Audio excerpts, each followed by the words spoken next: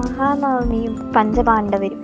പഞ്ചപാണ്ഡവർ വനവാസകാലത്ത് ആയുധങ്ങളെല്ലാം വലിയൊരു വന്യമരത്തിന്റെ പൊത്തിൽ ഒളിപ്പിച്ചു വെച്ചു.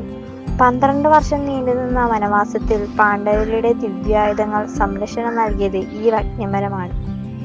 രക്ഷയ്ക്കായി പാണ്ഡവർ നിത്യവും ദുർഗാദേവിയോട് പ്രാർത്ഥിച്ചിരുന്നു. ദേവി അവരെ അനുഗ്രഹിക്കുകയും ചെയ്തു. വനവാസം പൂർത്തിയാക്കിയപ്പോൾ മരപ്പൊത്തിൽ സൂക്ഷിച്ചിരുന്ന ആയുധങ്ങളെല്ലാം ഈ മരച്ചുവട്ടിൽ തന്നെ വെച്ചവർ പൂജിച്ചു.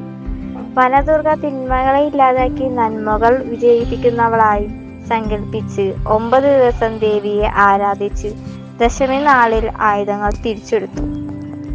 പഞ്ചപാണ്ഡവന്മാർ നവരാത്രി ദിവസം ആയുധങ്ങൾ പൂജ വെച്ചതിനാൽ ആയുധ പൂജ എന്നും അറിയപ്പെടുന്നു.